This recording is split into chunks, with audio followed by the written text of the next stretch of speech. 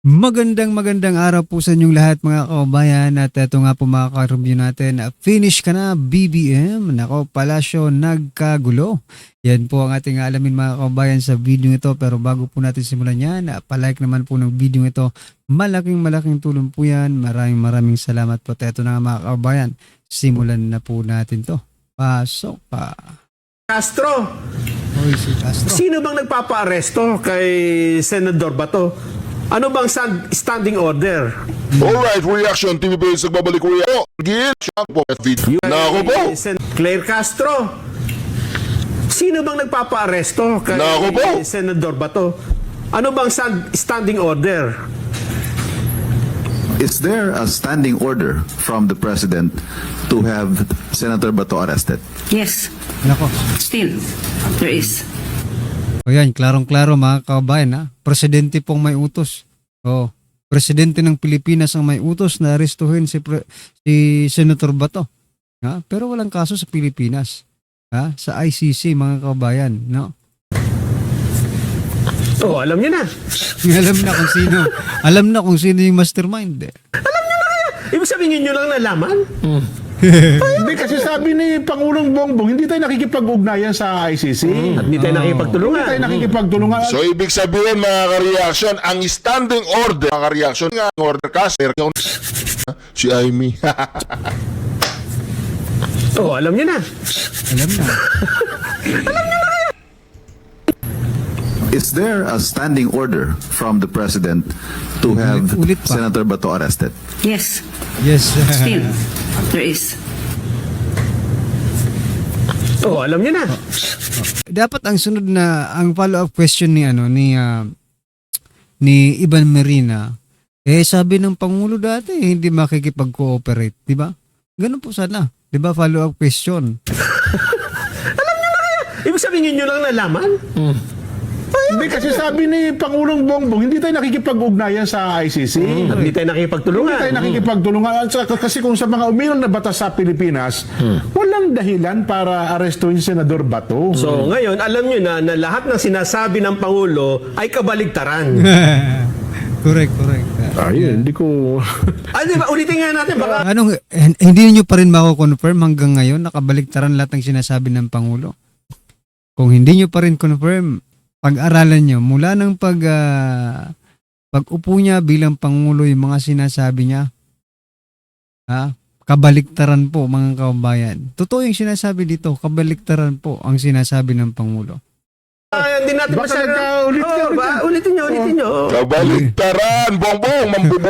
Ulitin pa To have Senator Bato arrested? Yes, still, there is. Ayun. Yes. Still, there is. Oh. So sabi dati, wala? dati na niya palang inutos at nananatili hanggang ngayon. Ayan. At saka ito, standing order. Oo nga. Ibig sabihin, nang inutos to ng Pangulo, nakatayo siya dyan. Hindi ba? Di ba, Kuya Benny? Standing order. Ayun ba yun? Nakatayo siya habang inutos ako. Literal eh, no? Baka siguro, hulihin nyo. Di ba? Kasi kung nakaupo ka, relax ka pa nun Hindi eh. nga naman sitting Ito order. nakatayo eh. Standing order, talagang Mas pinapaaral. mabigat talaga yan. No? Kasi kung Mabigat. nakaupo lang, medyo relax Mabigat eh. yan. Pero kung standing order, baka ginagawa. Oo nga, mabigat. Oo, mabigat yan. Pero Hoy, ngayon, ayusin ngayon ko nyo. lang nalaan na Ay, gano'n. kaya Maraming nanonood sa inyo, ayusin nyo. ako nga unang tinanong muna sa inyo kasi baka alam nyo na. Hindi ko. Ngayon ko lang nalaan yun. Ako nga din, baka naman kasi ako ang ako lang na, sabi ko, meron ba talagang order dati ang Pangulo na aresto Wala, niya? wala. akong matanda. Ikaw, wala din matanda. Hindi ninahinga ng Ibig Pangulo sabihin, ngayon lang inamin ng Malacanang na Baka naman misquoted yan si Auntie Claire. Misquoted. Sige nga, pangingin natin ulit. Sino ba yung tanong doon? Yung tanong mukhang si Iban yun. Oo, eh. si Ivan Merino. tingnan natin, Mukhang si baka Ivan. kasi iba yung tanong sa kasi sagot. O, sige nga. Ulitin natin. Pakalimi-limi natin. Oo. Ante? Is Pasok, there Ante. a standing order from the President to have Senator Bato arrested? Yes, Klaro yan ha. still, there is. To have Senador Bato Simple. arrested. Simple, no? Simple lang magsalita si Ante Claire, mga kababayan, ha? Oo. Is there a standing order from the President? Oho. Malinaw, di ba? Oo. Malinaw. Ayan, mga kababayan, ha? Ibig sabihin, dati pa, mayroon na talaga. Utos ang Pangulo. Malamang siya malamang, yung kay former President Duterte, siya rin ang may utos nun, mga kababayan. Kung kay Senator Bato nga, siya lang nag-utos eh. Yeah? So, kahit, yan yung sinasabi natin, kahit anong tago nyo, lalabas at lalabas ang tunay na pangyayari. Di ba? Walang usok, walang ano bang dapat walang anyway, ito pakinggan na lang natin to si Ma'am Marlica, mga karbi natin, no. Ito naman, mga kababayan, nagpanik ang palasyo daw, nagpanik na ang lahat. Kay Saldico, ito pakinggan po natin to. Ang dating chairman ng Committee on Appropriations, Saldico, nagsabi na. Kaya pala sila nag-aaway kasi hindi sila nagkasundo sa mga male-maleta. Baka na-intercept kaya mga mensahe or what. I don't know. Pero malinaw na. Diba? Gagapang ang mga bangag para baliktarin ang mga sinumpaang salaysay ng mga Marines. Actually, they are not bobo eh. It's either takot sila o nabigyan sila ng maleta. Correct. Eto, mga kababayan, kanina may nabasa ako about kay Trillanes, no? Yung 4 na bumaliktad na ex-Marines, mga kababayan, no? Ay inatras na. Oo. Inatras na ni Trillanes yung mga kaso niya doon sa 4 na bumaliktad. Di ba kahina-hinala yan, mga kababayan? Di ba? Etong mga ex-Marines na 4, mga karibin natin, mag-ingat kayo kay Trillanes. Sa dami-dami ba naman ng paniniwalaan ninyo, si Trillanes pa talaga? Ang tanong dyan, mga kababayan, sa magkanong paraan, di ba? Sa magkanong paraan nga, di ba? Magkano? Ilang maleta ba ang katapat ng inyong katapatan sa ating bayan, di ba? Paulit-ulit ko pong sinasabi dito, mga kababayan, na talagang tayo po hindi naniniwala dyan. Di ba? Dahil nakatakip po ang kanilang mga mukha eh. Although pinangalanan na po ni Walter, no? Yung isang ex-soldier, kung sino yung mga nandun na 4. Although pinangalanan na, bakit sila nagtatakip pa rin ng mukha? Bakit nahihiya ba sila sa ginawa nila? Yun yung lagi kong tinatanong dito, mga kababayan. Parang yung mga witness lang ni Risa Hontiveros yan eh. Okay, so sabi ko naman sa inyo, di ba? Yung recent, okay, yung current events patungkol kay Senator Loren Legarda at Leandro Leviste. Para unahin muna natin yung 4 coward Marines na umurong ang pisot. Alright? Hindi naman yan... Itong mga Marines, hindi ba sila nahihiya? No? Sinasaluduhan pa sila ng mga taong bayan dati, tapos ngayon ganyan ang gagawin nila. Nakapagtataka or hindi naman yan nakakashock. Okay? Dahil gagawin talaga lahat ng mga bangag, ng mga kasabwat, ng mga maletagang na manggipit, manakot, para bumaliktad o mag-recant. Sa bagay, bigla ko lang naisip, mga kababayan, ito kasi yung mga Marines, no? Yung 2 senador nga, bumaliktad din eh. Diba? Yung 2 senador bumaliktad. Ito pa kayang mga Marines, no? Kaya patibayan lang talaga ng dibdib tong laban nila, mga kababayan. Ng kanilang mga testimonya patungkol nga sa paghakot nila ng pera ni Lisa Tanas at ni Bangag sa Ilocos, ni Sandro Marcos. I think ang isa doon sa nag-recant ay yun yung nagsabi, no? Yung 2B, I think.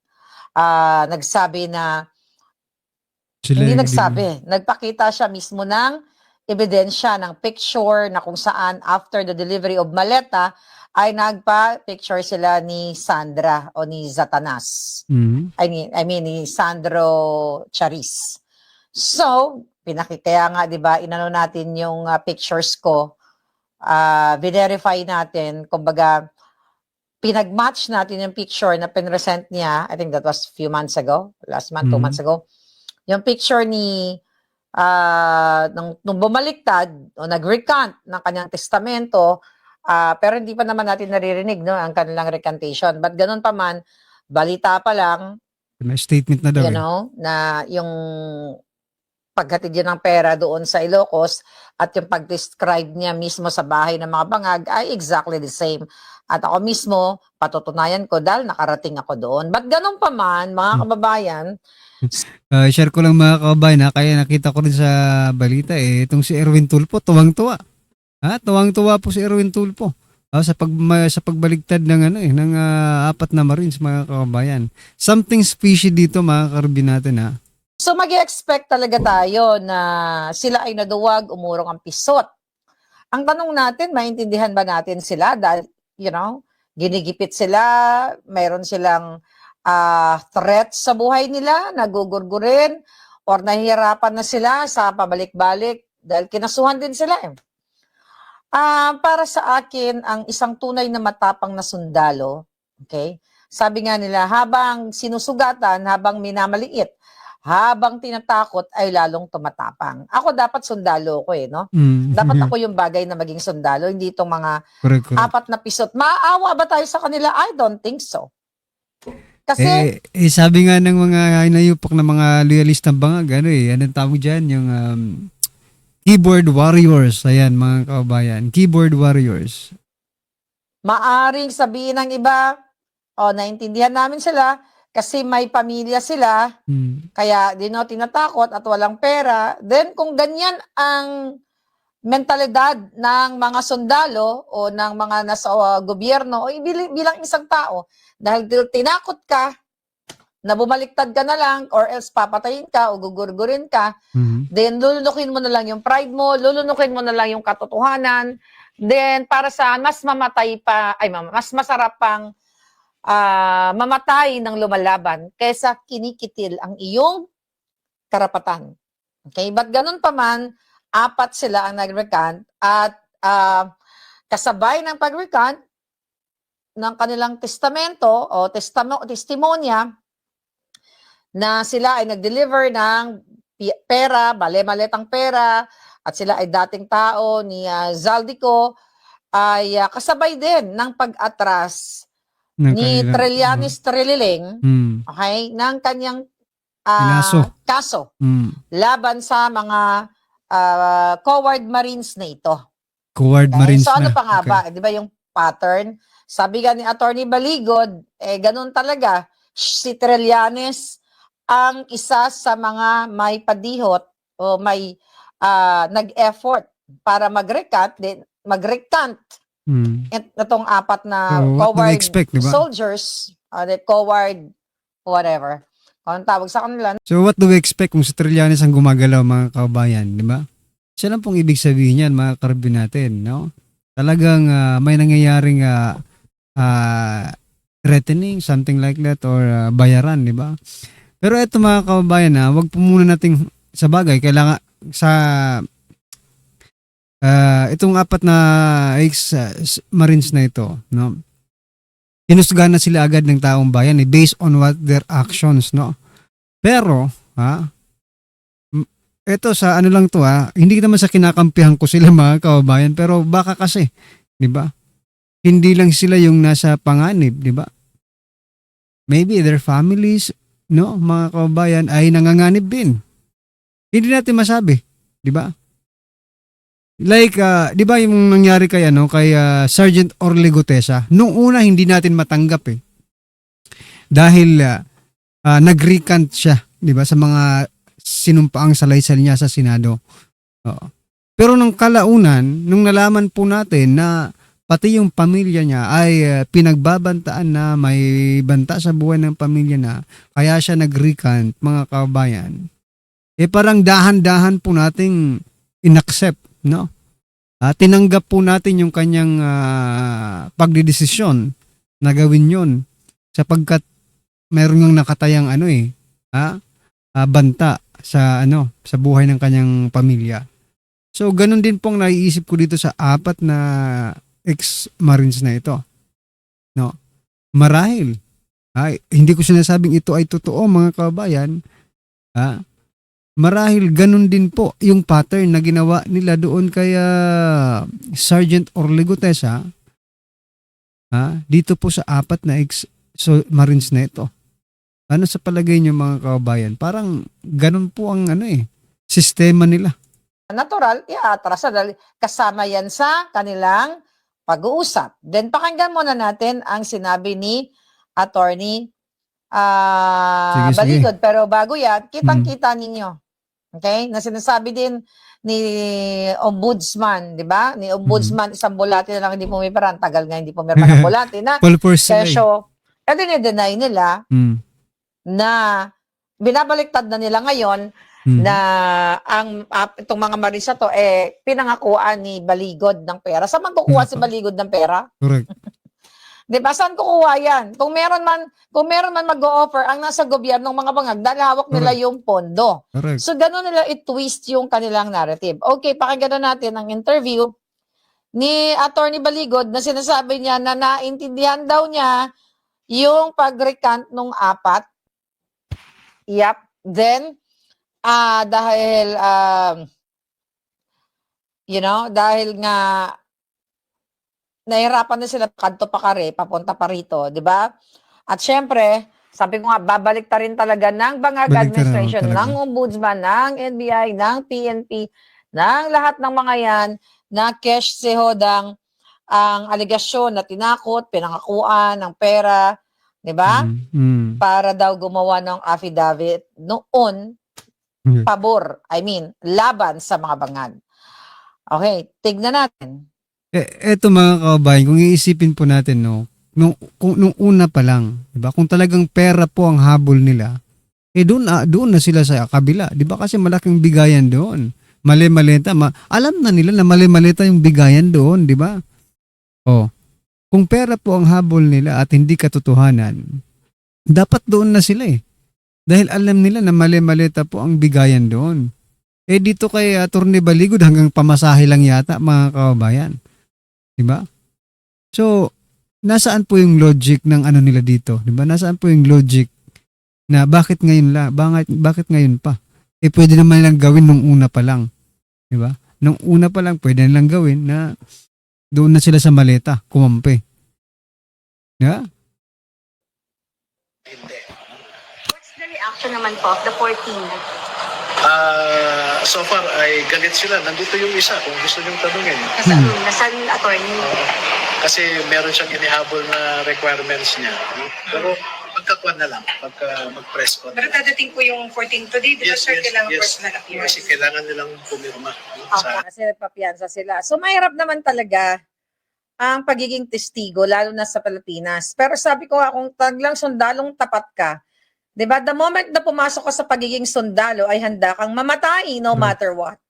Sabi ko nga, mas masarap mamatay ng lumalaban kaysa naman mamatay kang umurong ang iyong pisot. Here we go. Attorney, ikaw, ano mensahe mo naman dun sa 4 na dagdag? Good luck sa kanila. Well, nasabi ko na sa kanila yung advice ko. Wala nung nagpapaalam sila na pagbibigyan nila yung kabila. No?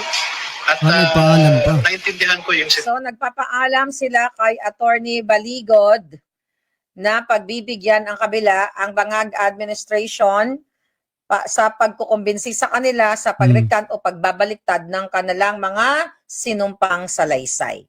sitwasyon nila.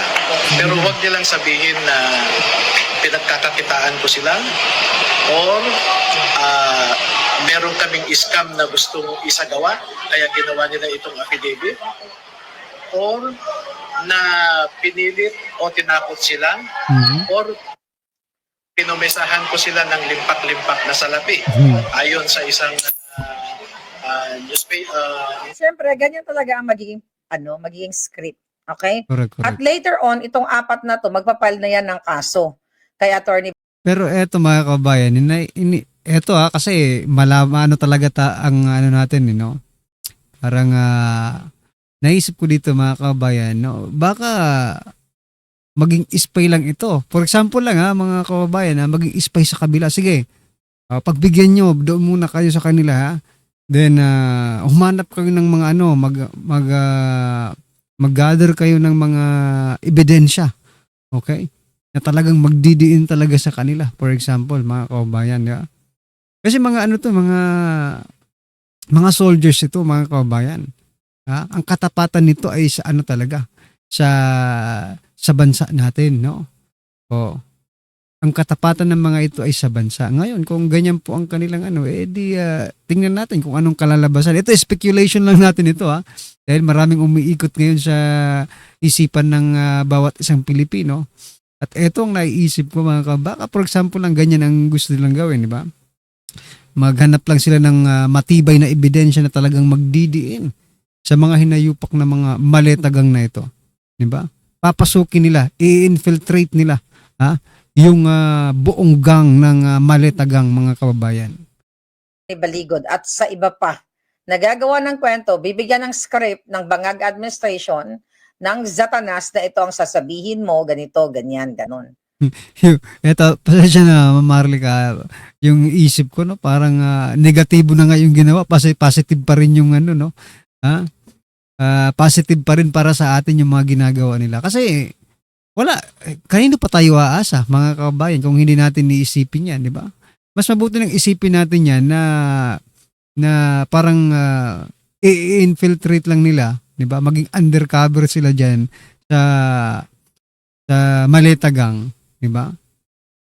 Oh, di ba mas magandang isipin yun kaysa sa bumaliktad talaga sila, mga kababayan. Kasi kaya nga nang sabi ko, mga soldiers po ito, mga kababayan. So kaya nga sila, sabi ni Ma'am Maharlika, matapang. Matatapang yan, mga kababayan. At saka mas magandang ganyan na pong isipin natin para at least kabahan din yung kabila, mga kababayan. Kabahan din sila sa apat na yan. Ngayon lang ba ito nangyari sa Bangag Administration? Ever since na pumasok ang mga bangag, okay, ay puro na lang paggagawa ng script. Correct. Tignan natin. May promise nga daw po kayo na mabibigyan sila ng pera pero hindi ganun yung amount na... Wala akong prinami. Unang-una, gamitin niyo yung utak. Correct. Gamitin natin yung ating utak.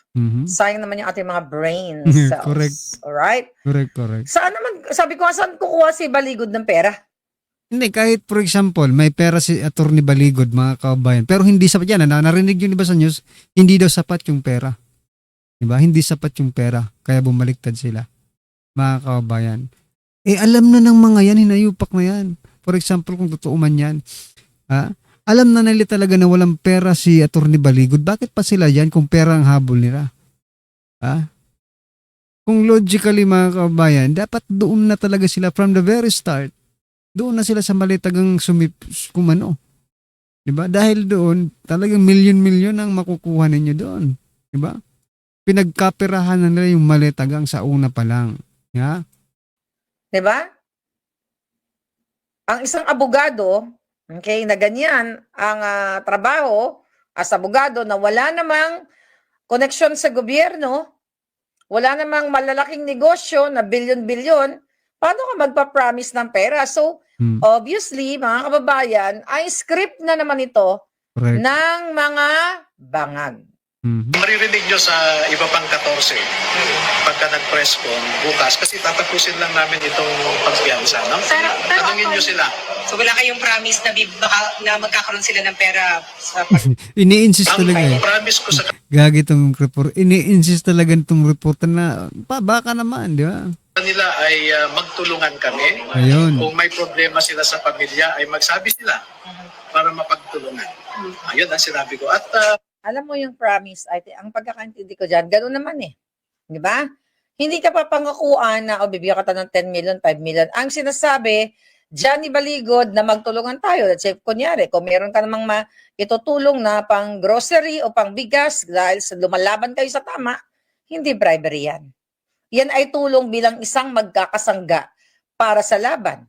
Dahil nga pinapahirapan ng bangag, sinasampahan ng kaso sa iba't ibang mga lugar. Diba? Tapos nagta-travel sila. But saludo ako doon sa natitirang 14. Eto mga kababayan, kung yan lang po ang problema nila, di ba? Kasi dati mga kababayan, meron pong vlogger na nagpa-Gcash kahit piso-piso lang, mga kababayan, pantulong, di ba? Pwede rin namang gawin yan eh. di ba?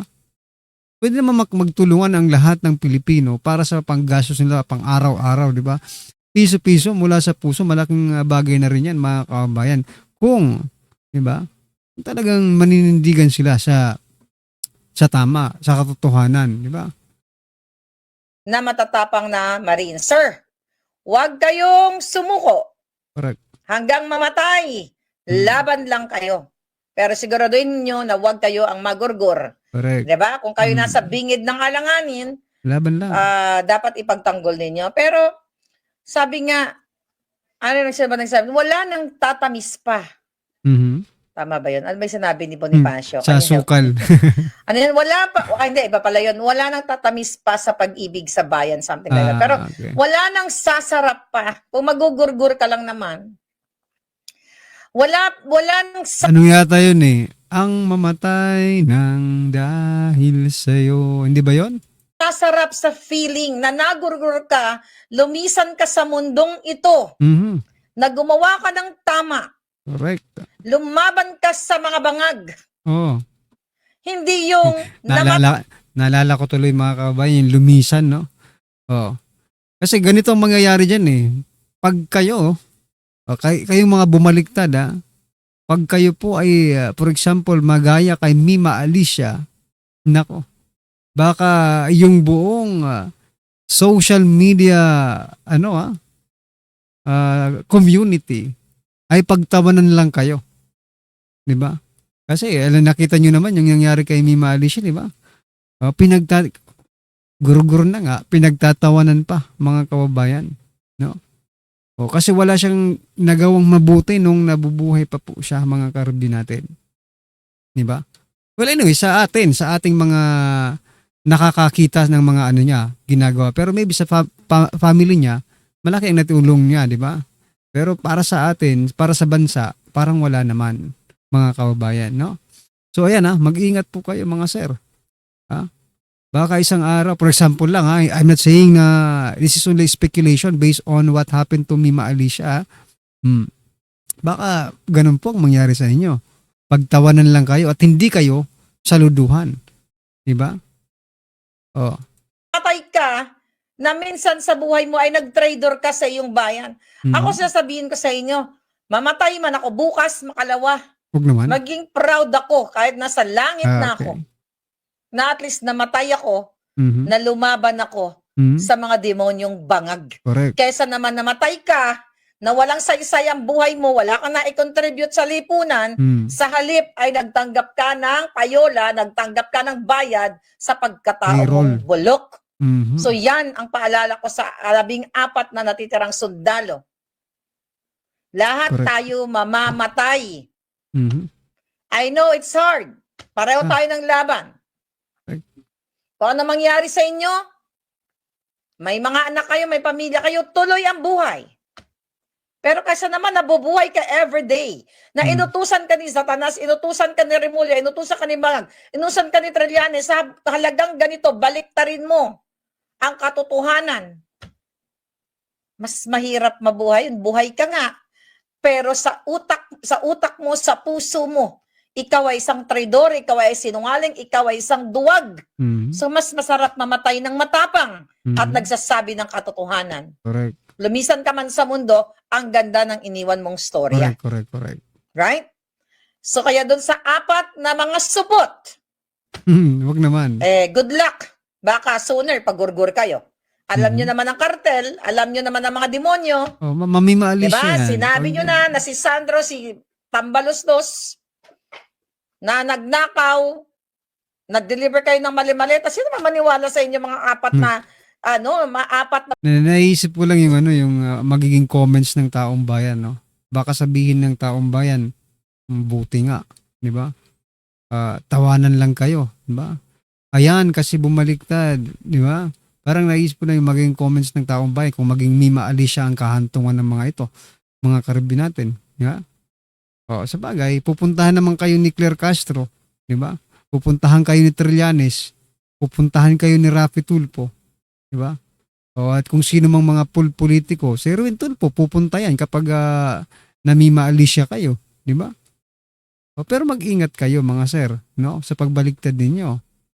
Oo. Kasi, di ba? Ang taong bayan ay talagang galit po ang taong bayan ngayon, na? Galit po ang taong bayan dito po sa mga malitagang na ito. Diba? Tapos yun pang pinili nyo. Aray ko po. Anyway, ano pong masasabi nyo dyan mga kababayan? Just comment down below at syempre huwag pong kalimutang i-like ang video ito. Malaking tulong po yan. Maraming salamat po.